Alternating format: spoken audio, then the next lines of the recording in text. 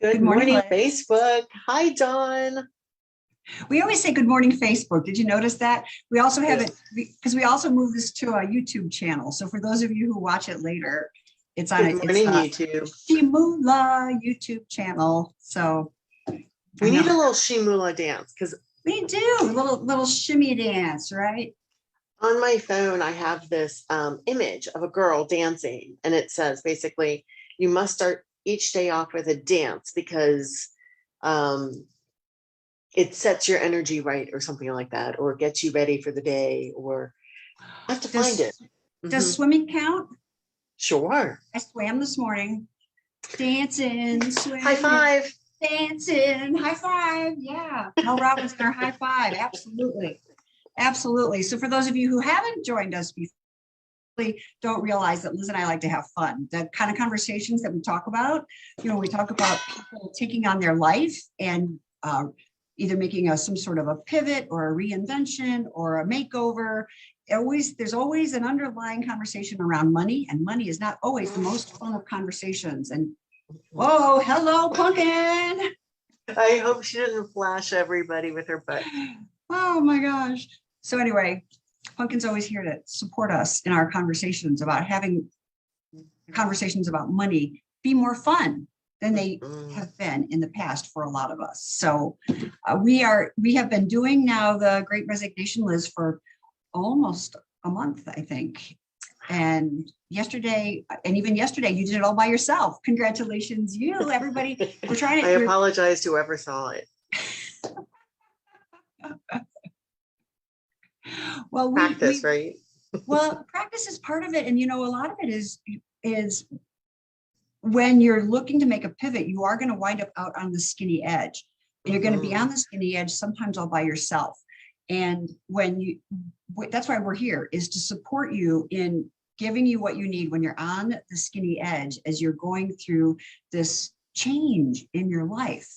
Yeah. This whole conversation that we're involved in right now, this Great Resignation conversation, we have it on a YouTube, the Shimula YouTube site under the Great Resignation.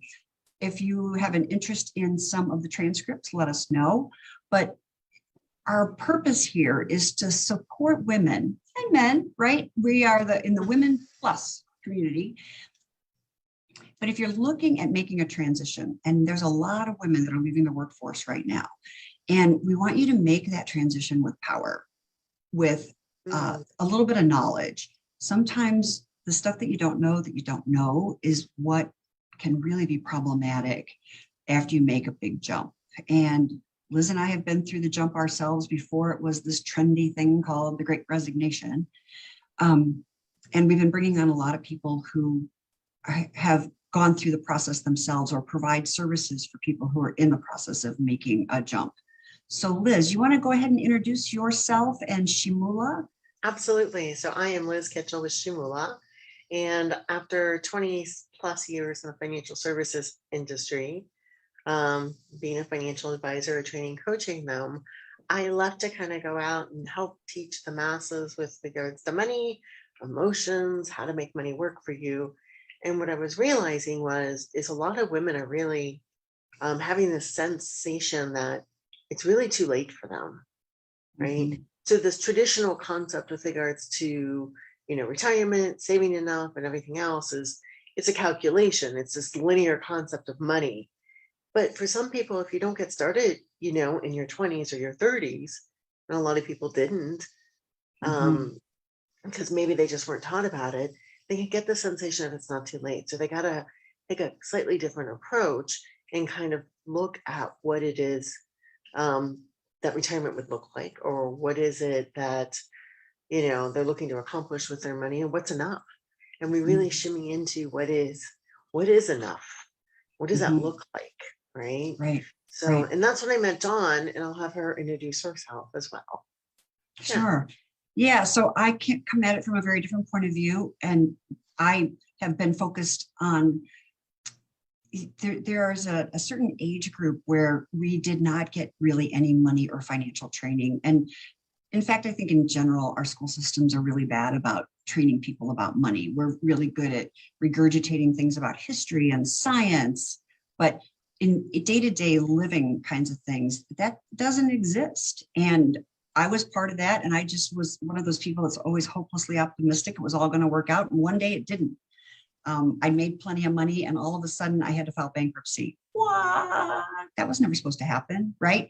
So as I began to learn about what I didn't know that I didn't know about money and saving and compound interest and anything beyond the 401ks that I had already been saving for, I learned that there's a whole lot of women who just don't know a lot about money. And so therefore are paralyzed like me to take action when we still have so many good years ahead of us, but we're worried about the financial pieces, whether it's cash, retirement, insurance, golden handcuffs, whatever it might be. And that's what I bring to the table as a commitment to understanding what you're worried about and getting the knowledge so that if you choose to make a jump or you choose not to make a jump, it's based on some facts, not some emotion that's driving your knowledge base.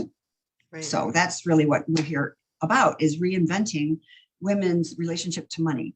So that's our whole thing. So today we're going to be talking about reinventing. And when I look up, I'm going to look at my screen over here for just a second. So when I look up reinvention, I was looking at different synonyms. So I pulled up the thesaurus and I got things like reinvention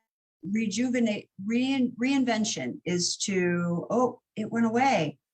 Dang, hold on. Technical difficulties happens when you're reinvention is to change something so much that the original is unrecognizable. So think about the caterpillar that becomes a butterfly. It's still the same DNA, but it is unrecognizable, right? Versus something like renovate or a makeover or rejuvenate.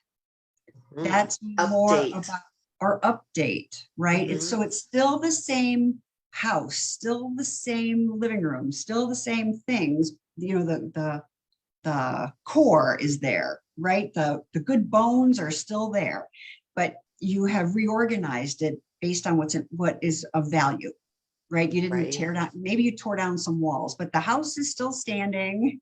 The skeleton, the foundation is still the same. Right. So I think it's important, Liz, that I wanted women to start to think about, are they reinventing or are they renovating their lives? So when you left the financial industry where you were working in corporate America and you started Liz Kitchell Coaching, and then you came to work with me in Shimula, would you say that you were reinventing yourself or were you renovating yourself? Renovating and maybe even incorporating or assimilating. I'm not quite sure which is the right word. Maybe it's a combination. So there was different parts of me that had priorities. You know, part of it was financial literacy, the importance of getting that out to the masses because it was only available for certain people. And I was like, there's got to be more people that know about this. But then there was also this assimilation of the more experiential side of money. There were not many money coaches when I left that were doing kind of both sides of it, the financial literacy, the logical, the linear aspect, and the experiential, and aligning it with the emotions and what you're looking to accomplish and how to incorporate and decipher and shimmy into competing financial priorities. Yeah. Okay. Oh, so would you say that the business you did was more you reinvented a business? Did you reinvent yourself, or were you, or was it more like you started from a core of what was important to you, and then you built a business that was consistent with your core? The core was the same. So I think that's really important to acknowledge. The core was the same, but I didn't necessarily allow, I know this is kind of sounds like a cliche, all of me to show up in the financial services industry or in the corporate world. Mm. So, there was a part of me that was a really great ballet dancer before I started in the corporate world, right? But that part didn't necessarily always come forward inside the financial world. And Ah, that part actually brings about very important values in Liz Kitchell coaching in Shimula. got it. I was thinking about that. I was in the car for, a lot of hours, 12 hours the last couple of days. So I had a lot of time to think about that. And I'm thinking in many ways, I was thinking I had reinvented myself. But then I really think that I allowed for an evolution of myself. When I think about when I graduated from college, I just had to go to work. Right? There was no more dreaming, no more, oh, you can do whatever you want or be whatever you want. I graduated and the next day I was supposed to have a job. Dreaming, done. Over. No more of that. No more of that. Get your rear end gear and you go out and make a living. Not make a dreaming. It was make a living. Right. And so I think that I was evolving over time, and it's in the past 8 or 9 years that I realized that at my core, my mission is that people live to their full potential and die with no regrets. That's at my core. So everything I do is around supporting people. Is Pumpkin happy? She wants to with come me? say hi to you. She upset with me? I can't tell if she's happy or not. She Well, want to say wanted to hi? come closer to you, but I had to get Okay. her off the keyboard. Yeah. But I think it was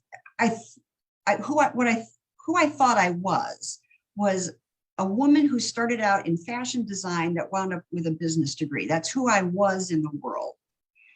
But then I went and got a forestry degree. So how does that align?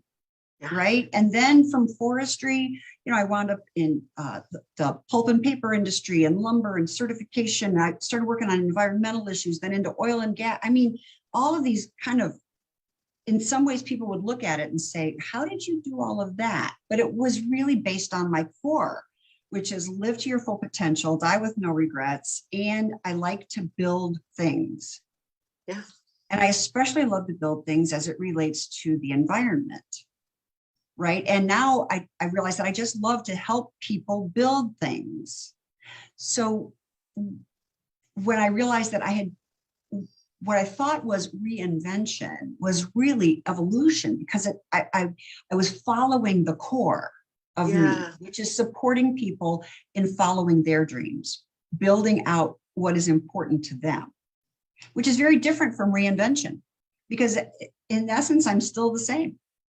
In many ways, once I embraced my core, right? So can you say a little bit about your core? Yeah, but before I do that, I want to go back to something real quickly that you and I used to talk about in regards the client journey or the evolution of, the kind of this process. And we would use a spiral staircase. Mm-hmm. Do you remember that? Right? Yeah, very much so. I love it. And you would go up the spiral staircase, you would see out the window, let's say, and you're like, oh, that's where I'm heading, or that's my guiding light, that's my whatever it is. Mm-hmm. Then you make some shifts and changes, and then you come back around, but you're a flight higher. Mm-hmm. And sometimes it feels like you're in the same place, but you really aren't, right? Right. You've right. You're still in the same window. Right. Still the same window, and it is still the same skeleton. So sometimes it feels the same. Mm-hmm. But sometimes we don't recognize all the evolutions until we get to the 10th floor, or maybe the 12th floor. Right. And then we look back and go, oh my God, I've reinvented myself, when really the whole time you've been evolving. No, I think that's really important, because somebody, oh boy, I can't remember who it is, but they say you can connect the dots looking backwards, but you can't connect the dots looking forward. You just have to take the steps in front of you based on what you know your core to be, right? And then you can continue to look back and see what you did right. But this idea of your core, tell me a little bit about your core. I don't know that you've got it distinguished in many ways. So my core is very similar to yours, and my core is helping people radically accept who they are and express it more often. And that is in business, that's in personal life and everything else, because inside of that is a golden thread that brings people to feeling really fulfilled and alive. And Mhm. oftentimes what keeps people from doing that is money or time. And that's one of the Mhm. things that we solve most. Right. And and those are the things that people mostly complain about is they don't have enough money, they don't have enough time. I rarely hear people say they don't have, enough clothes in the closet or enough groceries. Although some people do have that as an issue. And we certainly don't want to discount that. Right. Exactly. But but I think that what's important is if you're looking at making a move, right? The guidance I would give to anybody who's looking at making a jump from their current job into retirement, or they're trying to shift into another role that allows them a different kind of flexibility, or they want to start their own business. It's important to really look at what's your core. Yeah. Chances are the reason you want to leave is because there's something in the environment, whether it's the physical location, the impact that you want to make in the world, the way you interact with other employees, the people who report to you or your boss. You're up against something with regard to your core. So for me, I know when I can see potential and people don't want to take it, makes me crazy. And you'll notice this about yourself. I mean, I notice I want to coach people about, you can do that. You can do that. And especially my daughter, I have to kind of let her go on that. She needs to be able to figure some of that out on her own. But you'll notice that there's this thing that you say or do all the time you can't help when you're in touch with your core. And you want to be in touch with that core when you go to design the next evolution of your life. Yeah. Right?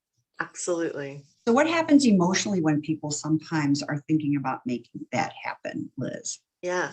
So I'll speak from my experience. My last job in the corporate world, I was getting extremely frustrated and feeling stuck because I had lost sight of my core. And I was kind of just going through the emotions, and I knew if I had stayed there, I probably would have gotten very sick. But I lost the things that allowed me to be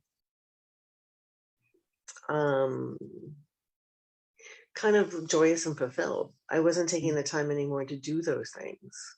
Mhm. Um, whether I say it in the corporate world or not, sometimes you got to blow your life up, and other times you don't have to blow your life up, right?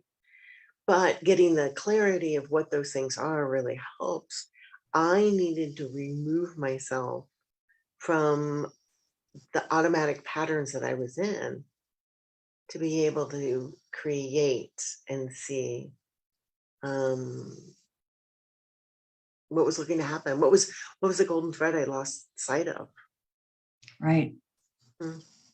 And there were probably times when I know you said you were frustrated, but there were sometimes you were probably a little bit scared. Like, am I Yeah. doing the right thing? It's easier to go back to the demons that you know, or the emotions that you know, even if they're not Mhm. the happiest of emotions, but at least then you know what to I know expect, them. Yeah. right? You know what to expect. Yeah. And it's really interesting, Tom, when we take a look at emotions, a lot of people at a certain point in time have learned to turn off their emotions. Mm, Emotions aren't good, they're not bad. They're actually information that we can use in a very helpful way. But when we were taught to suppress them, then we lost sight of the information that they're able to give us. And the information is either something's working or it's not working. mhm. When it's a negative emotion and you're angry, this, that, and the other, it's like, oh, I'm motivated and propelled to change. But if you've never learned to, or you turned off those emotions, you can't feel the anger to know that something's not working, to then get curious and then to go in. Same thing with joy. So if you turn off, the anger, then you don't necessarily feel the joy to know what is working. You have to have both sides, right? It's, Yeah. you have to have, to know happy, you have to have, to know, it's 11:20 already. So in order to know happy, you have to know sad. In order to know good, you have to know bad. In order to know, the color black, you need to know the color white or some other color, Yeah. right? The You need contrast. these contrasts in order uh, to be able to make some decisions, Yeah. or at least to make some decisions consciously, because we make a lot of decisions unconsciously, and we stay in jobs Mhm. because if we go back to the conversation about the day you graduated from high school or college and you were told to go get a job, then you're in job mode, Yeah. right? The whole thing then is you've got to make a living, you've got to take care of yourself, and you have to take care of yourself for retirement. So then you lose sight of who you are. Yeah, and Cover that. sometimes women change, raising children do the same thing, and then they wake up one day and they go, "What about me?" And they feel this. It's too Right. late. It's too, because nurture is one of my personality types. Mhm. Well, I'm Yeah. always reminded of that, of the idea of a parent with a kid, that if every time, when a kid first starts to walk, and they grab onto something and they fall down, and you don't say, "Oh, forget it, you're never going to learn to walk." You encourage them and you remind them, because you can see that what walking will make available to them. The problem is, as we get older, we don't know how to do that for ourselves. So we have a community of people that allows you to come in and learn how to walk inside of this new career pivot that you're making. And we do it through this program called Money Master Plan Mastermind. And it's you have 6 months to do the course online, but every week we meet as a community. And in fact, Liz, we've got to jump off. We do. We have to jump off today. On Tuesdays, the Great Resignation is short because the women in our community are waiting for us to get the Zoom call started at 11:30. But we'll be back tomorrow at 11, and we can't wait to see you. Anything you want to say before we sign off, Liz? Feel free to reach out. We'd love to hear about how you're evolving and how we can cheer you on. Sounds great. Thanks, Liz. See you in the other Zoom call. That's right. Bye-bye.